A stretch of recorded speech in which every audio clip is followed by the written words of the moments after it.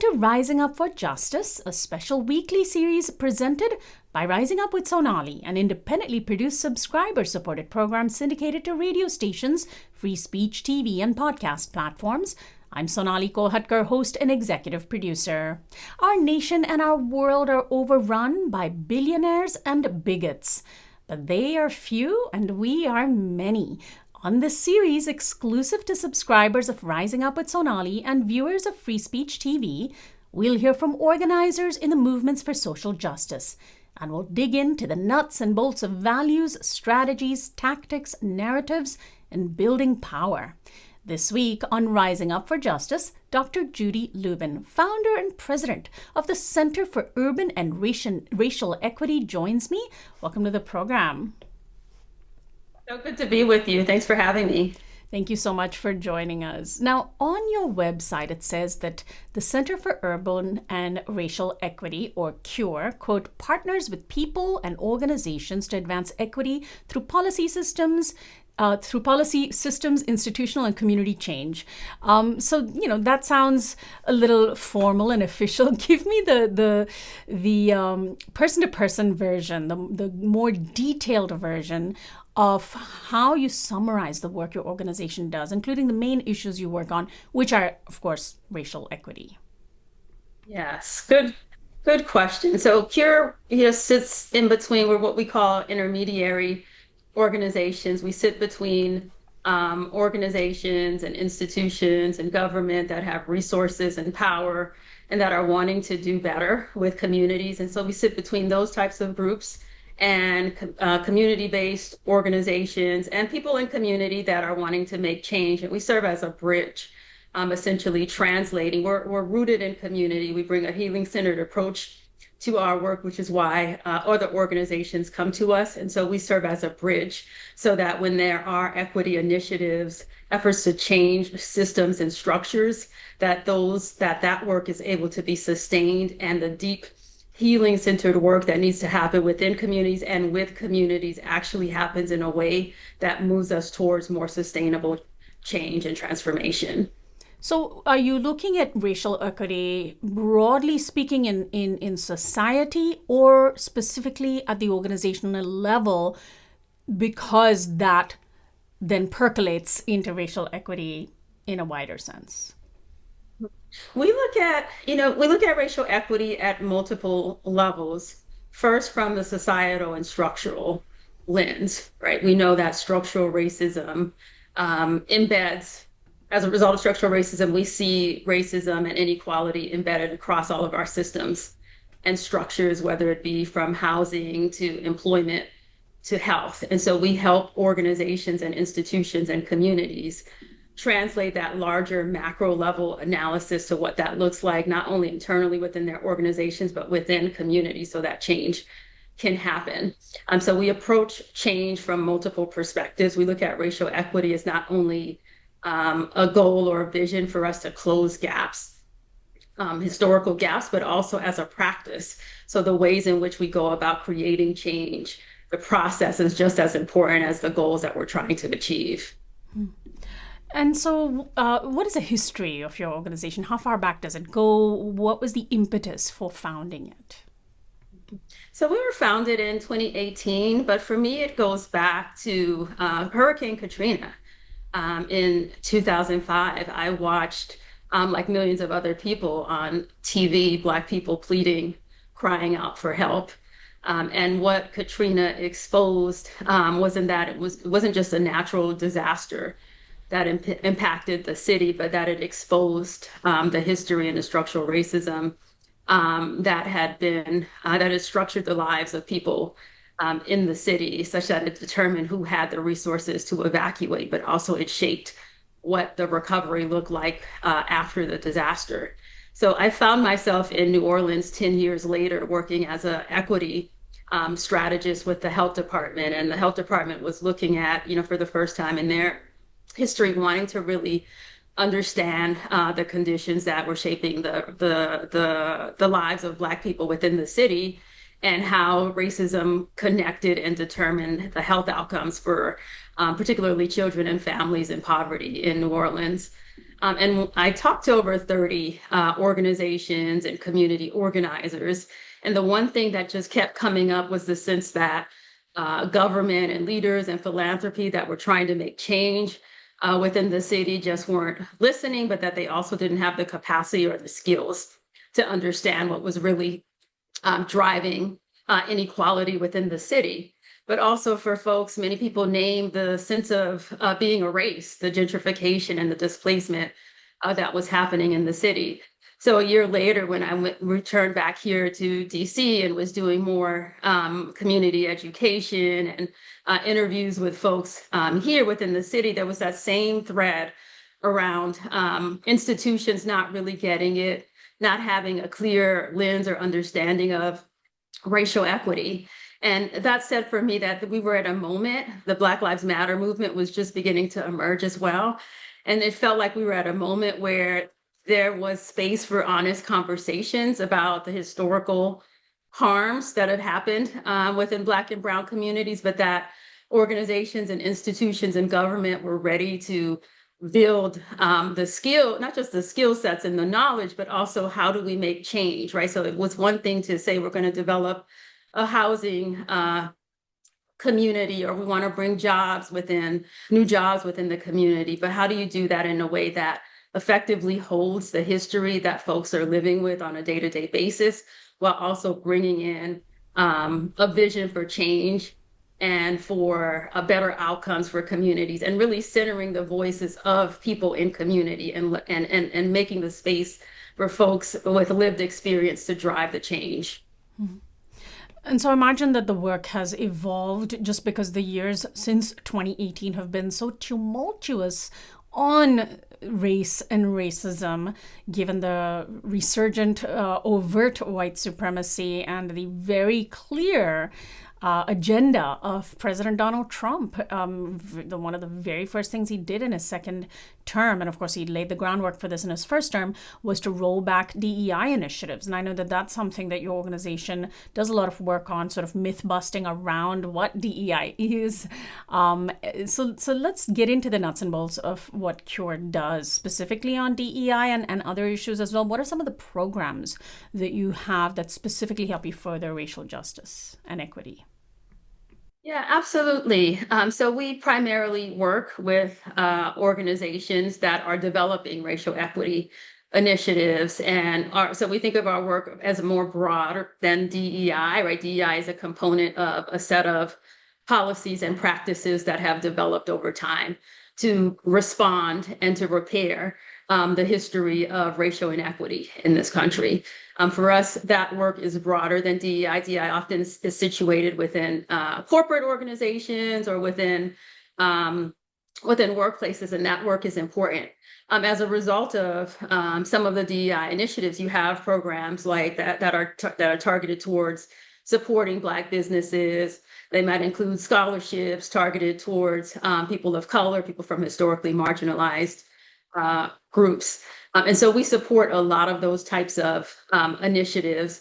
One of the key initiatives that we recently worked on was geared towards addressing the maternal mental health inequities that particularly plague women of color. So there's been increased conversation about the ways in which particularly Black women experience poor maternal health outcomes, being more likely to die as a result of a pregnancy, and what are what's happening within communities, but what's also happening within healthcare organizations and hospitals, right? Such that the outcomes are what they are for Black women. And so there have been initiatives to try to address those inequities. So those are the types of programs that we work on. We help leaders think about those initiatives, right? How do you design them? What are the principles that need to be in place when you're designing them? But most importantly, again, how are you centering the folks that are impacted by the issue, right? So that it's not just CURE coming in or the folks that are experts on the issue that's working to come up with solutions, but we want to hear directly and involve and engage directly people and communities that are dealing with the ramifications of structures and systems that were not built to work for them. So those are a lot of the types of issues and strategies that we help folks think through.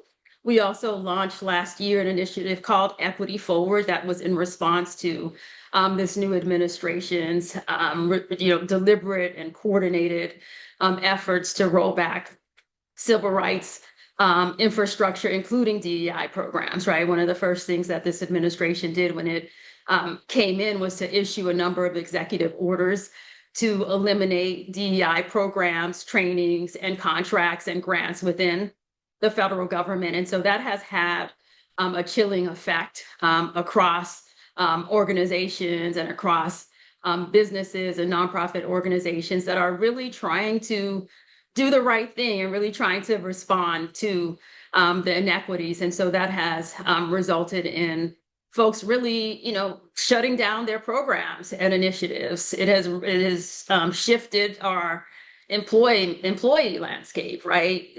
Over 300,000 Black women have lost their jobs just in the last year and a half plus, right? And so it just goes to show, right, the importance that these programs have, right? And that real lives are being affected, right? When you can't talk about the history of racial injustice and you can't do anything about it, right? Because that's why we do this work, is that we're trying to do something about it, right? And so there's a deliberate attempt for us to not be able to do something about what's impacting people's lives on a day-to-day basis.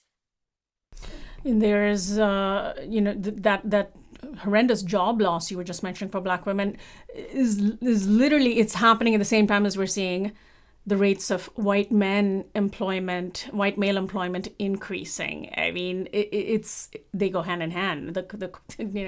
Although it's a correlation, not necessarily a causation, it's very likely, very much linked that Black women are losing jobs to white men because companies are trying to overcorrect, quote unquote, out of fear. But still, there is a thirst in this country, it seems, among a multicultural majority for racial justice. You see the boycotts on Target for rolling back DEI being so successful. You see stores that did kind of stick with their values be thriving. They're thriving because people want to support racial justice. We saw the anti-ICE activism over this past couple of years, and of course in 2020, the historic multiracial movement for racial justice was quite remarkable. Do you feel heartened that thirst for racial justice is something that really we need to be reminded of that? Yeah, I think that is so important, right? Especially in this moment where it feels like, the country is being torn apart, right? And where the values and principles that we've been fighting for, it seems like we're losing. But I think it's really important, right, for movements to acknowledge where we're still holding ground and where we're winning, right? And where we are winning and we're winning was in shifting hearts and minds and shifting policies and practices, which is why we are seeing this retrenchment and backlash, is because that we were making progress, that there is this commitment and that continues to hold, right? Whenever I talk to folks, whether they're working on housing justice issues or building economic power within communities, when I talk to them about what's happening in this country, especially the efforts by this administration to try to tamp down racial justice work, people always say, we're still here and we're still doing the work, right? That we're still here, we're still doing the work. And for some people, a lot has changed, and for some, not much has changed, right? The conditions haven't changed which demands the work that we're doing. And so I think that is really important for us to hold that as we continue to fight and try to counter the efforts to push us back, right? To eliminate the progress that we've made, that folks are still on the ground in community, doing the work, responding to the material conditions that are affecting people's lives. People are committed to racial justice and equity, and that the work is going to continue. I always like to ask organizers like yourself about narrative change, but in an organization that centers racial justice and equity, I imagine so much of it is narrative change. But how do you explicitly center narrative shifting in your work? I imagine, some of that myth busting around DEI is part of it. Absolutely. I mentioned our Equity Forward initiative that we launched last year was a direct counter to the myths and the lies about DEI, right? And we present facts on our website that counter some of the myths and misinformation about diversity, equity, and inclusion. Everyone does not have access to the same resources, to the same opportunities. Even a large part of these conversations have been centered around the workplace in terms of hiring, right? Such in terms of hiring and employment practices, such that you're seeing an increase in lawsuits by white men saying that they have been discriminated against, right? And so we present the data, right, that shows that, Black folks in particular are more likely to experience hiring discrimination, right? If you have a Black sounding name, you're less likely to even receive a phone call back, right, in response to your resume to get an interview. And we look at promotional opportunities within organizations and companies as well, right? And so what we were trying to do was say, okay, these are the common myths around DEI, and here are the facts and the realities of what's actually happening. And I think that's really important for us when we try to counter some of these myths, right? We know that the statistics and the facts are important, but also, right, the narratives and the stories are important as well. So that's part of some of the narrative change narrative change work that we do. We also, in 2020, we released a presidential scorecard, a racial justice presidential scorecard that rated the presidential candidates on their commitments to racial equity. And so what that served to do was to really elevate racial equity and racial justice within the presidential campaign and debate, such that the major candidates were reaching out to us and sending us their policies to evaluate so that they can move up in the rankings. So we do things like that using policy and research and analysis to try to help shape discussions and narratives, but also in all of the work that we do, whether we're working on maternal health issues or community wealth and economic justice, we're asking our partner organizations, what are the stories and the narratives that have embedded inequity in these issues, right? Because that's how we get to what change looks like for folks, is that we challenge the narratives, right? That's just how the systems work, or challenge the narratives that there's nothing that we can do about it, or challenge the narratives about the people that are experiencing inequity and injustice, right? Narratives that suggest that folks are lazy, or narratives that suggest that people of color experience less pain, right? If we're talking about inequities that folks experience within healthcare settings, right? Such that Black and brown folks are less likely to receive pain medication because there is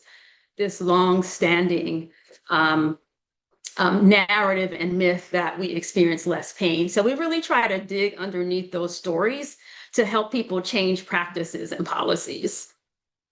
What are the main obstacles that CURE faces and that the work you do faces? And I don't mean specifically the fact that we live in a racist country. I mean, maybe the more practical challenges. Resources are always challenging for organizations, who are doing this sort of justice-based work. So what do you wish you could get rid of by waving a magic wand if you had that opportunity?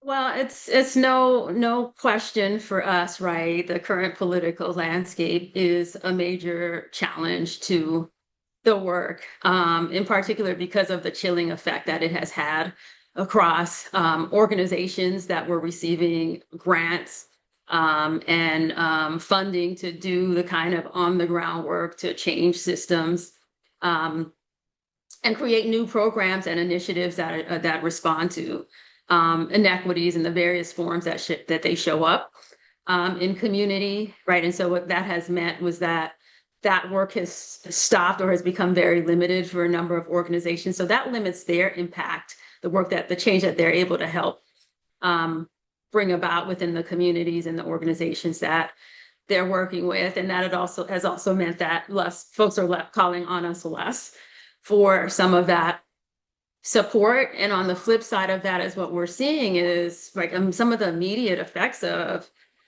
the lack of conversations around explicit conversations about racial equity and racial justice, such that we are seeing people come to us that don't have the lens that they need for these types of programs and initiatives, right? So part of, as I was saying earlier, is that we work with a lot of groups and even government organizations that might be launching, community investment funds or launching a health equity initiative. And the capacity for those groups and those organizations to be able to do that work and to do it well and to be in relationship with the communities that are serving and to bring a racial equity lens to that work is being diminished, which means harm can happen, right? Even as folks are trying to do good. And so that's a large place in where CURE sits, is that there are a lot of well-meaning folks, right? To your point that the commitment to racial justice continues. There's a lot of well-meaning folks that want to do right, that want to do good, that want to support communities and healing and reparative processes. But when they don't have the capacities or don't even know what they need, right, to facilitate these processes in a way that is whole and in a way that is able to hold the history, but also hold the vision of communities, right, that harm can happen. So this political landscape is, creating challenges and impacting people's lives on a day-to-day basis in terms of the work that community-based organizations are doing. Does your organization center largely Black organizing in Black communities, but also working with organizations that are multiracial that want to do well on racial justice? It's sort of a both and, right? Mm-hmm. Yeah, absolutely, right. As a Black woman who grew up within, in my professional career grew up within Black-led, Black-centered organizations, we do center Black folks in our work.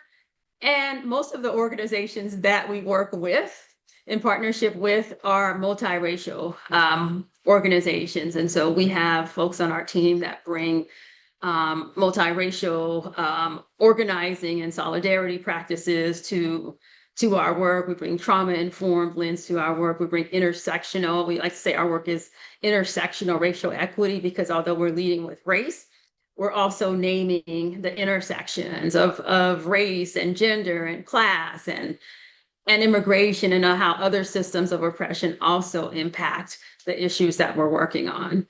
And how can people join the work that you're doing? What are the ways in which you put out a call either for organizations to connect with you, and also how can individuals either support it or participate in it? Some organizations are member-led and others are more coalitions.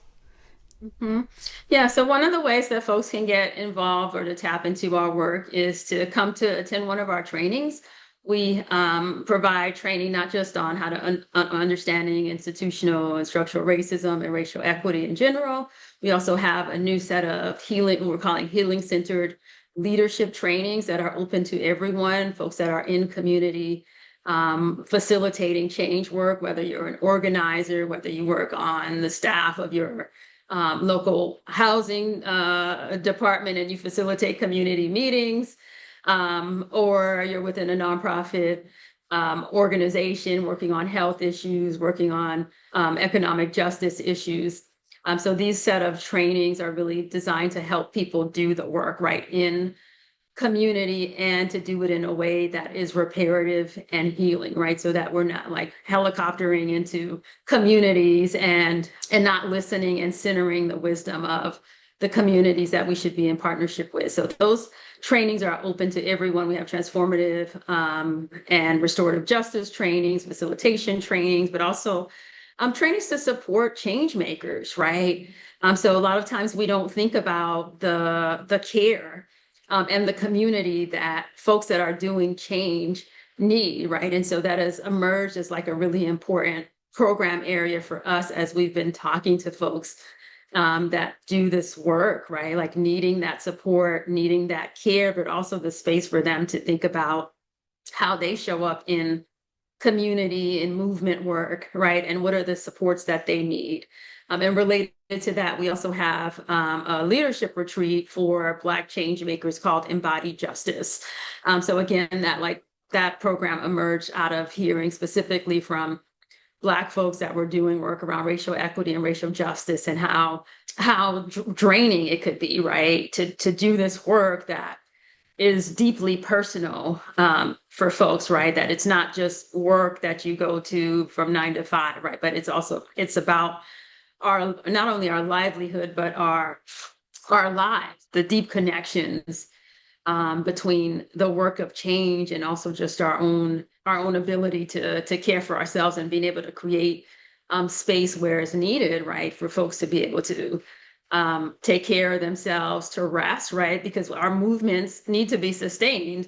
And if the folks that are facilitating change are not sustaining themselves, right, then our movements risk falling apart, right? And so a part of, how we're trying to build and practice collective care is through some of those resources that we're providing to change makers to connect with each other, but also to rest and identify the things that they need in order to sustain the work. Well, give out a website for your organization, Dr. Lubin.